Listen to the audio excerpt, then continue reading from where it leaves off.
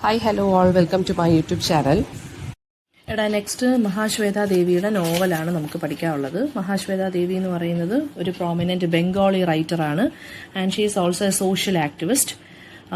ബംഗാളി, അതായത് ഈ ട്രൈബൽസിന് വേണ്ടി ഒരുപാട് ഫൈറ്റ് ചെയ്തിട്ടുള്ള, അതായത് ട്രൈബൽസിന് വേണ്ടി എഴുതുകയും ട്രൈബൽസിന് വേണ്ടി ഒരുപാട് ഫൈറ്റ് ചെയ്തിട്ടുള്ള ഒരു വ്യക്തിയാണ് മഹാശ്വേത ദേവി. അവരുടെ ഫസ്റ്റ് നോവൽ എന്ന് പറയുന്നത് ക്യൂൻ ഓഫ് ജാൻസി ആണ്. അതായത് നമ്മുടെ ജാൻസി റാണി ഉണ്ടല്ലോ, റാണി ലക്ഷ്മിബായി, അവരെ കുറിച്ച് ഒരു ഫിക്ഷണലൈസ്ഡ് അക്കൗണ്ട് ആണത്. അതായത് നമ്മുടെ ബ്രിട്ടീഷുകാർക്കെതിരെ 1857 റിവോൾട്ട് ഓഫ് 1857 നമുക്ക് വേണ്ടി ഫൈറ്റ് ചെയ്ത ഒരു റാണി, അതിനെക്കുറിച്ച് ആണ് ആ ഒരു സ്റ്റോറി. പിന്നെ ഈ ട്രൈബൽ പീപ്പിളിനെതിരെ അതായത് ട്രൈബൽ പീപ്പിളിനെതിരെ ഗവൺമെന്റ് കുറെ റൂൾസ് ആൻഡ് റെഗുലേഷൻസ് കൊണ്ടുവന്നു. സോ അതിനെതിരെ ഇവരെന്ത് ചെയ്തു, ആ വെസ്റ്റ് ബംഗാളിന്റെ ആ പോളിസിക്കെതിരെ വെസ്റ്റ് ബംഗാൾ ഗവൺമെന്റ് കുറെ പോളിസീസ്, അതായത് ലാൻഡ് ആക്ടുകൾ കുറെ ഈ ട്രൈബൽസിനെതിരെ കൊണ്ടുവന്നിട്ടുണ്ട്. സോ അതിനെതിരെയാണ് നമ്മുടെ ഈ മഹാശ്വേത ദേവി എന്ത് ചെയ്തത്, ഫൈറ്റ് ചെയ്തത്.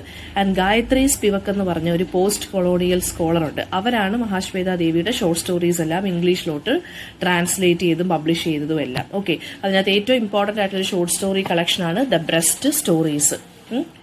പിന്നെ അടുത്ത എന്താണ്, സാഹിത്യ അക്കാദമി അവാർഡ് കിട്ടിയിട്ടുണ്ട്, ജ്ഞാനപീഠം കിട്ടിയിട്ടുണ്ട്. പിന്നെ ഇവർക്ക് ഒരു ഡോക്യുമെന്ററി ഒക്കെ പബ്ലിഷ് ചെയ്ത് ഡോക്യുമെന്ററി ഒക്കെ ക്രിയേറ്റ് ചെയ്തിട്ടുണ്ട് കേട്ടോ, ഇവരുടെ ലൈഫിനെ ബേസ് ചെയ്തിട്ട്. അതൊക്കെ ഇമ്പോർട്ടന്റ് ആണ്. ജാൻസി റാണി, പിന്നെന്താണ് അരണ്യർ അധികാർ, പിന്നെ ഹസാർ ചൗരസി കീമ, അതായത് മദർ ഓഫ് 1084, ഇതൊക്കെയാണ് അവരുടെ ഏറ്റവും ഇമ്പോർട്ടന്റ് ആയിട്ടുള്ള വർക്ക്സ്. അപ്പോൾ ഇതിനകത്ത് നമുക്ക് പഠിക്കാനുള്ളത് ദ്രൗപദിയാണ്. ദ്രൗപദി എന്ന് പറയുന്നത് 1978 ഇത് ഫസ്റ്റ് പബ്ലിഷ് ചെയ്തത്. ഓക്കെ, പിന്നെ നക്സലൈറ്റ് മൂവ്മെന്റിനെ കുറിച്ചാണ് ഇതിനകത്ത് പറഞ്ഞു പോകുന്നത്. ആൻഡ് ഈ ദ്രൗപദി എന്ന് പറയുന്ന ടൈറ്റിൽ എവിടെ നിന്നായിരിക്കും എടുത്തിട്ടുള്ളത്, മഹാഭാരതത്തിലുള്ള നമ്മുടെ ദ്രൗപദിയുടെ അതാണ് പറഞ്ഞേക്കുന്നത്. മിത്തും റിയാലിറ്റിയും കൂടെ ചേർത്തിട്ടുള്ള ഒരു സ്റ്റോറിയാണ്, ഒരു നോവലാണിത് കേട്ടോ. അപ്പോൾ ഇത് the protagonist of the story എന്ന് പറയുന്നത് ദോപ്തി മെഹജൻ എന്ന് പറഞ്ഞൊരു വ്യക്തിയാണ്. ആൻഡ് അവരാണ് നമ്മുടെ ദ്രൗപദിയെ റെപ്രസെന്റ് ചെയ്ത് ഈ ഒരു സ്റ്റോറിക്കകത്ത് നിൽക്കുന്നത്. ആൻഡ് ഇതിനകത്ത് നമ്മുടെ ദ്രൗപദിയുടെ വസ്ത്രാക്ഷേപം ഉണ്ടല്ലോ, അതെല്ലാം ഇതിനകത്തും പറയുന്നുണ്ട്. ഓക്കെ, അതായത് ഒരു ഗാസ്ലി ആക്ട്, അതായത് ആണുങ്ങൾ പെണ്ണുങ്ങളെ ഇങ്ങനെ മനഃപൂർവ്വം ദ്രോഹിക്കാൻ വേണ്ടി ചെയ്തതാണെന്നുള്ളൊരു സിമ്പല് പോലെ അതിനകത്തും കൊടുത്തിട്ടുണ്ട്. ഇതിനകത്ത് ബോഡിയെ റെപ്രസെന്റ് ചെയ്തേക്കുന്നത് ശരിക്കും പറഞ്ഞാൽ ഒരു പവർഫുൾ സിമ്പലായിട്ടാണ്. ദോപ്തിയുടെ ബോഡി, അതായത് ദോപ്തിയെ പോലീസുകാർ പിടിച്ചുകൊണ്ട് പോകുമ്പോൾ ഒരുപാട് കണ്ടിന്യൂസ് ആയിട്ട് റേപ്പ് ചെയ്യുന്നുണ്ട്. സോ ആ ബോഡി പിന്നീട് അവർ നേക്കഡായിട്ട് ഒരു പേടിയും ഇല്ലാതെ ഒരു പോലീസ് ഓഫീസറിനെ കൺഫ്രണ്ട് ചെയ്യുന്നുണ്ട്, അയാളെ അറ്റാക്ക് ചെയ്യുന്നുണ്ട്. സോ അയാൾ പേടിച്ച് പിന്മാറുകയാണ് ചെയ്യുന്നത്. സോ അവരുടെ ആ ബോഡി ആ സമയത്ത് ഒരു വെപ്പണായിട്ട് അല്ലെങ്കിൽ ഒരു സിമ്പിൾ ഓഫ് പവർ ആയിട്ടാണ് മാറുന്നത്. So body as A simple of power ആയിട്ടും അല്ലെങ്കിൽ ഒരു വയലൻസിന്റെ റെപ്രസെന്റേഷൻ പോലെയൊക്കെയാണ് ഇത് കാണിച്ചേക്കുന്നത്. പിന്നെ ഏത് ബാറ്റിൽ ഉണ്ടായാലും എന്ത് പ്രശ്നം ഉണ്ടായാലും വിമൻ ആയിരിക്കും വളരെ വൾണറബിൾ ആയിട്ടുള്ളൊരു ടാർഗറ്റ് എല്ലാവരുടെയും, അതായത് ആണുങ്ങളുടെയും. ആ ഒരു കാര്യം കൂടി ഇതിനകത്ത് അവർ പറഞ്ഞു പോകുന്നുണ്ട്. അപ്പം ദോപ്തി മെഹജൻ എന്ന് പറയുന്നത് ഒരു ട്രൈബൽ വുമൺ ആണ്. അവള് സന്താൽ ട്രൈബ്, വെസ്റ്റ് ബംഗാൾ ഒരു ട്രൈബാണ്, ആദിവാസി ട്രൈബാണ് സന്താൽ ട്രൈബ്. ആ സന്താൽ ട്രൈബിൽ വരുന്ന ഒരു വ്യക്തിയാണ്. അവരെ നക്സലാണെന്നും പറഞ്ഞ് പോലീസുകാർ പിടിച്ചുകൊണ്ട് പോകുന്നു. ഇതാണ് അതിന്റെ സ്റ്റോറി. ആൻഡ് പിന്നെ ഗായത്രി ചക്രവർത്തി സ്പിവക് ദ്രൗപദിയെ പിന്നീട് ഇംഗ്ലീഷിലോട്ട് ട്രാൻസ്ലേറ്റ് ചെയ്യുന്നുണ്ട് 1981 ബംഗാളി ലാംഗ്വേജിൽ നിന്ന് ഇംഗ്ലീഷിലോട്ട് അവർ തന്നെ. ഗായത്രി ചക്രവർത്തി സ്പിവക് എന്നുള്ള പേര് മറന്നു പോകരുത് കേട്ടോ. മഹാശ്വേത ദേവിയുടെ സ്റ്റോറീസ്, നോവൽസ് ഒക്കെ ഒരുമാതിരി എല്ലാം ട്രാൻസ്ലേറ്റ് ചെയ്തത് ഇവരാണ്. ഗായത്രി ചക്രവർത്തി സ്പിവക് ഒരു പോസ്റ്റ് കൊളോണിയൽ ക്രിട്ടിക്കും കൂടാണ്, റൈറ്ററും കൂടിയാണ് കേട്ടോ. അപ്പോൾ സമ്മറി നോക്കിക്കുക. ഫസ്റ്റ് പാർട്ടിനകത്ത് പറഞ്ഞേക്കുന്നതെന്ന് വെച്ച് കഴിഞ്ഞാൽ ഒരു കേസ് റിപ്പോർട്ടാണ്. അതായത് ദോപ്തി മെഹജൻ 27 years ഓൾഡ് വിമനെ പോലീസുകാർ വാണ്ടഡ് എന്ന് പറഞ്ഞൊരു പോസ്റ്റർ ഒട്ടിച്ചേക്കുവാണ്. ദുൽന മാജി എന്നാണ് ഇവരുടെ ഹസ്ബൻഡിന്റെ പേര്. അയാൾ മരിച്ചുപോയി. പോലീസ്മാൻ ഇവരെ രണ്ടുപേരെയും അല്ലെങ്കിൽ ഇവരെ നക്സലൈറ്റ്സ് എന്ന് പറഞ്ഞ് വിശേഷിപ്പിച്ചിരിക്കുകയാണ്. അത് മാത്രമല്ല, ഇവരൊരു നൊട്ടോറിയസ് ക്രിമിനൽ ആണെന്നും ആരാണ് നമ്മുടെ ദോപ്തി മെഹജൻ നൊട്ടോറിയസ് ക്രിമിനൽ ആണെന്നും പോലീസുകാർ പറഞ്ഞു നടക്കുവാണ്. ഇപ്പോൾ ഒരു ലേബൽ ഒട്ടിച്ചേക്കുവാണ് വാണ്ടഡ് എന്നും പറഞ്ഞ്, ഇവർ നക്സലൈറ്റ് ആണെന്നും പറഞ്ഞ്. ദോപ്തി ആൻഡ് ദുൽന എന്ന് പറയുന്നവരാണ് രണ്ടുപേരും. ദോപ്തിയും അതായത് ഇവരുടെ ഹസ്ബൻഡുമാണ് സുർജ സാഹുവിനെയും മക്കളെയും കൊന്നെന്നും പറഞ്ഞിട്ടാണ് ഇവരെ നക്സലൈറ്റുകളായിട്ട് വെച്ചേക്കുന്നത്. പിന്നെ അവരെങ്ങനെയോ അവരെ പിടിക്കാൻ വേണ്ടി ഓപ്പറേഷൻ ബാക്കുലി എന്ന് പറഞ്ഞ് സ്പെഷ്യൽ ഫോഴ്സസിനെയൊക്കെ ഇറക്കി ഒരു ഓപ്പറേഷൻ ക്രിയേറ്റ് ചെയ്തിരുന്നു, അതായത് ഇവരെ അറ്റാക്ക് ചെയ്യാൻ വേണ്ടി. അപ്പം ഇവർ രണ്ടൊരു ഭാര്യയും ഭർത്താവും എങ്ങനെയോ ഓടി രക്ഷപ്പെട്ടു. പിന്നെ ക്യാപ്റ്റൻ അർജുൻ സിംഗ് ആണ് ഇതിന്റെ മെയിൻ പുറകിലുള്ളൊരു വ്യക്തി. ക്യാപ്റ്റൻ അർജുൻ സിംഗിന് എന്ത് ചെയ്യണം, ദോപ്തിയെ എങ്ങനെയെങ്കിലും പിടിച്ചേ പറ്റത്തുള്ളൂ. ഇയാൾക്ക് ഡയബറ്റീസിന്റെ അസുഖമുണ്ട്. വളരെ ഫ്രസ്ട്രേറ്റഡ് ആയിട്ട് ഇയാൾ നിൽക്കുവാണ്. ഇയാൾ ഇടയ്ക്ക് വെച്ചൊരു ബംഗാളി സ്പെഷ്യലിസ്റ്റ് ഓഫീസറിനെ കാണുന്നു. അയാളുടെ പേര് മിസ്റ്റർ സേന നായക്. അപ്പം ബാക്കുലി ഓപ്പറേഷനിൽ നിന്ന് രക്ഷപ്പെട്ട ദോപ്തിയും ദുൽനയും ഇപ്പോൾ ലാൻഡ് ഓണേഴ്സിന്റെ വീടുകളിൽ ജീവിക്കുവാണ്. ആൻഡ് ദുൽന എന്ന് പറയുന്ന ആളെ, അതായത് ഭർത്താവിനെ സോൾജേഴ്സ് വെടിവെച്ച് കൊല്ലുന്നു. ആൻഡ് ഇയാൾ മരിക്കാൻ നേരത്ത് മാ ഹോ എന്നൊരു ഫ്രേസ് പറഞ്ഞിട്ടാണ്, അല്ലെങ്കിൽ ഒരു സ്ലോഗൻ പറഞ്ഞിട്ടാണ് ഇയാൾ മരിക്കുന്നത്. അപ്പൊ ഇത് കേട്ടിട്ട് സോൾജേഴ്സ് ഇങ്ങനെ അന്തം വിട്ട് നിൽപ്പുണ്ട്. സോൾജേഴ്സ് ആ ഡെഡ് ബോഡി അവിടെ ഇട്ടിട്ട് ആരെങ്കിലും അത് തേടി വരുന്നുണ്ടോ എന്ന് അറിയാൻ വേണ്ടി, അവരെ ഷൂട്ട് ചെയ്ത് കൊല്ലാൻ വേണ്ടി സോൾജേഴ്സ് ദൂരെ മാറിയെന്ന് ഒളിഞ്ഞ് നോക്കുവാണ്. ഇതാണ് ഫസ്റ്റ് പാർട്ട്. ആൻഡ് അത് മാത്രമല്ല, എന്താണ് സംഭവിക്കുന്നതെന്നോ അല്ലെങ്കിൽ എത്ര പേരാണ് മരിക്കുന്നതെന്നോ, എന്താണ് ഈ നക്സലൈറ്റ് മൂവ്മെന്റ്, അല്ലെങ്കിൽ നക്സലൈറ്റ്സ് ആണോ അവരെന്നുള്ളതിനെ കുറിച്ചൊന്നും കൂടുതൽ ഐഡിയ നമുക്ക് കിട്ടത്തില്ല. പിന്നെ ഒരു ഓപ്പറേഷൻ ജാർഖണ്ഡ് ഫോറസ്റ്റ് എന്നും പറഞ്ഞ് ഒരു ഓപ്പറേഷൻ, അതായത് ഒരു കൗണ്ടർ മൂവ്മെന്റ് കൊണ്ടുവരുന്നു പോലീസുകാർ. ആൻഡ് ഷീ ഇസ് നോ ഇനി നമ്മൾ നോക്കാൻ പോകുന്നതെന്ന് വെച്ചാൽ ദ്രൗപദിയാണ്, അതായത് നമ്മുടെ ദോപ്തി ഇപ്പൊ ഫോറസ്റ്റിലൂടെ കേൾക്കുവാണ്. അവളുടെ പേര് ആരാണ്ട് വിളിക്കുന്ന പോലെ തോന്നുന്നുണ്ട്, പക്ഷെ അവളെ റെസ്പോണ്ട് ചെയ്യുന്നില്ല. പിന്നീട് അവളെ എന്ത് ചെയ്യുന്നുണ്ട്, ഫോറസ്റ്റിലൂടെ നടക്കുന്ന സമയത്ത് പോലീസുകാർ വന്ന് പിടിക്കുന്നു. അവിടം തൊട്ടാണ് നമ്മുടെ സ്റ്റോറി ആക്ച്വലി ബിഗിൻ ചെയ്യുന്നത്. And in the following days police station വെച്ച് she is actually repeatedly raped ആണ്. ആൻഡ് ഫുഡും വാട്ടറും കൊടുക്കുന്നില്ല. ഓഫീസേഴ്സ് നല്ല രീതിയിൽ ടോർച്ചർ ചെയ്യുന്നു. സെക്കൻഡ് ഹാർട്ടിനകത്ത് എന്താ പറഞ്ഞിരിക്കുന്നത്, സേനാ നായക് നമ്മുടെ ഓഫീസർ, ഗവൺമെന്റ് തന്നെ അപ്പോയിന്റ് ചെയ്ത ഓഫീസറാണ് ദ്രൗപദിയെ ക്യാപ്ചർ ചെയ്യാൻ വേണ്ടി. അയാളൊരു ക്രൂവൽ ഓഫീസേഴ്സ് ആണ്, അതായത് മേർഡേഴ്സിനും അസോൾട്സിനും ടോർച്ചറേഴ്സിനും ഒക്കെ വളരെ ക്രൂവൽ ആയിട്ടുള്ളൊരു ഓഫീസറാണ്.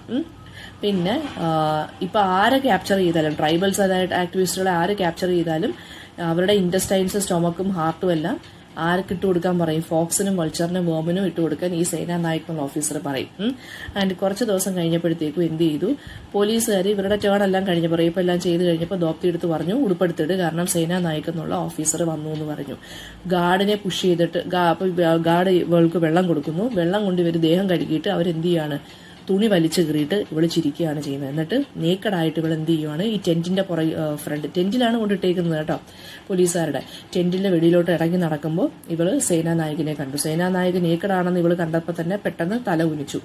ആൻഡ് എന്താ പറയാ, ഇവള് എന്ത് ചെയ്തു, നമ്മുടെ ദോപ്തി എന്ത് ചെയ്തു, സേനാ നായകന്റെ അടുത്തോട്ട് നടന്നിട്ട് പറഞ്ഞു, ഞാനാണ് നിങ്ങൾ അന്വേഷിക്കുന്ന ദോപ്തി മേജർ എന്ന് പറഞ്ഞു. ആൻഡ് എന്തിയെ നിന്റെ ഉടുപ്പെന്ന് പറഞ്ഞപ്പോൾ അവള് പറയുകയാണ് ഉടുപ്പെല്ലാം യൂസ്ലെസ് ആണ്. ആൻഡ് എന്ത് ചെയ്യുകയാണ് ഇവള്, അയാളെ സേനാ നായകനെ തള്ളിയിടുകയാണ് ചെയ്യുന്നത്. അപ്പോൾ സേനാ നായകനൊന്നും ചെയ്യാൻ വയ്യാത്ത അവസ്ഥയായിപ്പോയി. കാരണം അവളുടെ ആ ഒരു ബോഡി നേക്കഡായിട്ട്, അവൾ ഒരു ഭയങ്കര സ്ട്രെങ്ത് ആയിട്ട് അല്ലെങ്കിൽ സ്ട്രോങ് ആയിട്ട് ഒരു സ്ത്രീ ഇത്തരം നേക്കഡായിട്ട് ഇങ്ങനെ ഇറങ്ങി വന്നപ്പോൾ അയാൾക്ക് ശരിക്കും പറഞ്ഞാൽ അവളുടെ മുമ്പിൽ വിത്ത്സ്റ്റാൻഡ് ചെയ്യാൻ പറ്റിയില്ല. And at this moment she uses Har body as the greatest weapon. ഇവിടെ സ്റ്റോറി എൻഡ് ചെയ്യുകയാണ്. അതായത് അവളെ അബ്യൂസ് ചെയ്തവരുടെ ഫ്രണ്ടിൽ ഇവളെ എൻകൗണ്ടർ ചെയ്യുന്ന, അല്ലെങ്കിൽ അവരെല്ലാം എങ്ങനെ ഫേസ് ചെയ്ത് അവളെ നേക്കഡായിട്ട് തന്നെ വളരെ സ്ട്രോങ് ആയിട്ടും വളരെ കോൺഫിഡന്റ് ആയിട്ടും ഇവള് ഫേസ് ചെയ്തു. അവിടെയാണ് തീരുന്നത്. ദെൻ ഈ ഒരു സ്റ്റോറിയുടെ ഷോർട്ട് സ്റ്റോറിയാണ് കേട്ടോ, നോവലല്ല. ഷോർട്ട് സ്റ്റോറിയുടെ ടോണും മൂഡും എങ്ങനെയാണെന്ന് ചോദിച്ചാൽ, ടോൺ എന്ന് പറഞ്ഞാൽ വളരെ ബിറ്റർ, വയലന്റ് ആൻഡ് ത്രെട്ടനിങ് ആയിട്ടുള്ള ഒരു ടോണാണിത്. ആ ഒരു മൂഡിലാണിത് എഴുതിയിരിക്കുന്നത്. പ്രോട്ടഗോണിസ്റ്റ് എന്ന് പറയുന്നത് ദോപ്തി മേജനാണ്. പിന്നെ എന്താണ് ഇതിന്റെ ക്ലൈമാക്സ്, ദോപ്തിയെ ക്യാപ്ചർ ചെയ്യുന്നതാണ് ഇതിന്റെ ക്ലൈമാക്സ്. ഓക്കെ, ദോപ്തിക്ക് 27 വയസ്സാണ്. ഹസ്ബൻഡിന്റെ പേര് ദുൽന മേജി. സുർജ സാഹുവിനെയും മക്കളെയും ദോപ്തിയും ദുൽനയും കൂടെയാണ് കൊല്ലുന്നത് കേട്ടോ. ബംഗാളി ഓഫീസറിന്റെ പേര് സേനാ നായക്. വാട്ട് ഈസ് മാഹോ? മാഹോ എന്ന് പറയുന്നത് മറ്റേ ദുൽന മരിക്കാൻ നേരത്ത് പറഞ്ഞൊരു സ്ലോഗനാണ്. ദ്രൗപദി എന്നുള്ള ടൈറ്റിൽ ഏത് ബുക്കിൽ നിന്ന് എടുത്തിട്ടുള്ളതാണ്, നമ്മുടെ എപ്പിക് ആയിട്ടുള്ള മഹാഭാരതയിൽ നിന്നും. ആൻഡ് ടൈറ്റിൽ ക്യാരക്ടർ ആരാണെന്ന് ചോദിച്ചാൽ ദ്രൗപദിയാണ്. ഫീമെയിൽ പ്രോട്ടഗോണിസ്റ്റ് ആണ്. മഹാഭാരതയിൽ നിന്ന് എടുത്തിട്ടുള്ളതാണ്. മിത്തും റിയാലിറ്റിയും കൂടെ കമ്പൈൻ ചെയ്ത് എഴുതിയതാണ്. അവര് എന്താ പറയാ, പിന്നെ ദ്രൗപദി പുതിയൊരു പേരൊക്കെ എടുക്കുന്നുണ്ട്. പേര് ഉപി മേജൻ എന്നും പറയുന്നുണ്ട് കേട്ടോ. വളരെ സ്ട്രോങ് ആയിട്ടും റിബല്യസ് ആയിട്ടുമാണ് ദ്രൗപദി അവസാനം വരെ നിൽക്കുന്നത്. യുപി മേജൻ എന്നാണ് പിന്നീട് അവിടെ പേര് മാറ്റുന്നുണ്ട് കേട്ടോ. സേനാ നായക് എന്ന് പറയുന്ന ഒരു ബംഗാളി മിലിറ്ററി ഓഫീസറാണ്. ട്രൈബൽ ഫൈറ്റേഴ്സിന്റെ ആ ഒരു ഇതില്, അതായത് ട്രൈബൽ ഫൈറ്റേഴ്സിനെ ഒരുപാട് ചെയ്ത് ആ ഓപ്പറേഷൻസ് കണ്ടക്ട് ചെയ്ത് ഒരുപാട് പഴകിയ ഒരാളാണ്. റെസ്പെക്ട് ഉണ്ട്. പിന്നെന്താണ്, അയാളുടെ ഗോൾ എന്താണ്, ഈ നക്സലൈറ്റ്സിനെ ഒഴിവാക്കുക എന്നുള്ളതാണ്. ദോപ്തിയെ പിടിക്കുക എന്നുള്ളതായിരുന്നു പിന്നീട് അയാളുടെ ഗോള്. പിന്നെ ഇയാൾ തന്നെയാണ് ഓർഡർ ചെയ്യുന്നത് റേപ്പ് ചെയ്യാൻ.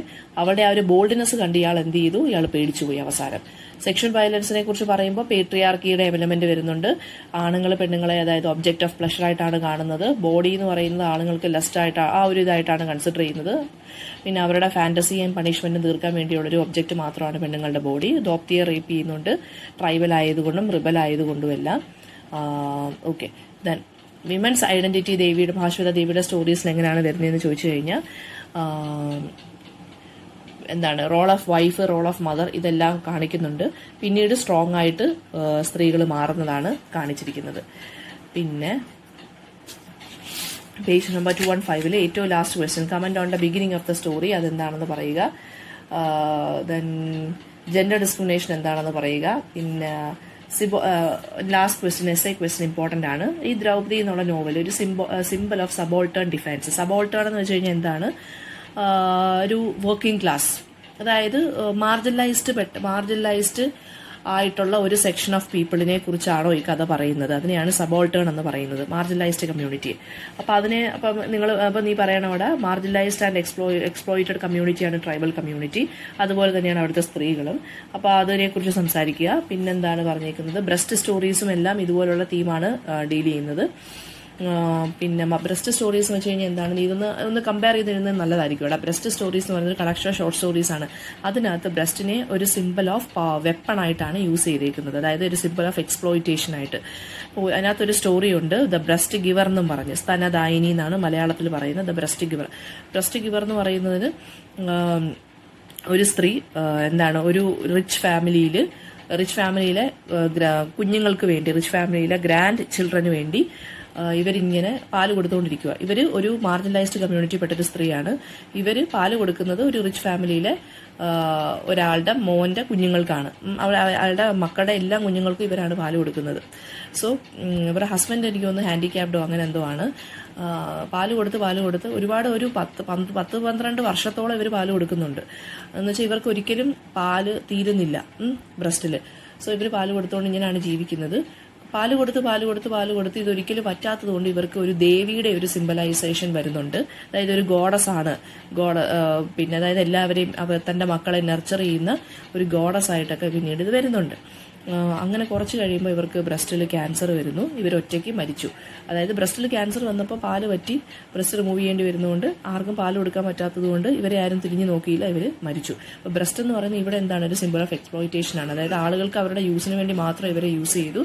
അതിനുശേഷം അവർക്ക് വയ്യാതായപ്പോൾ ഇവരെ കളഞ്ഞു. ഇവരൊറ്റയ്ക്കാണ് മരിച്ചത്. സോ ആരും ഇല്ലായിരുന്നു ചിതയുടെ അടുത്ത് ഒന്ന് നിന്ന് കരയാൻ പോലും.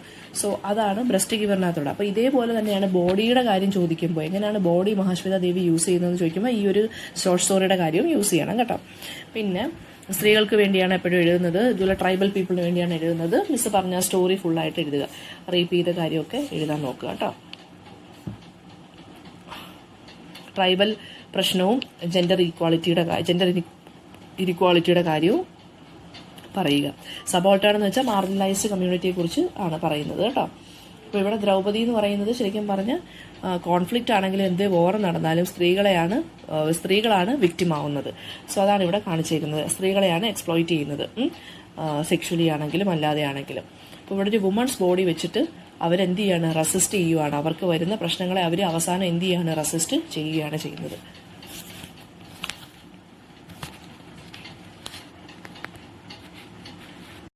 എന്തെങ്കിലും ഡൗട്ട് ഉണ്ടെങ്കിൽ so ask in the comment section. Thank you.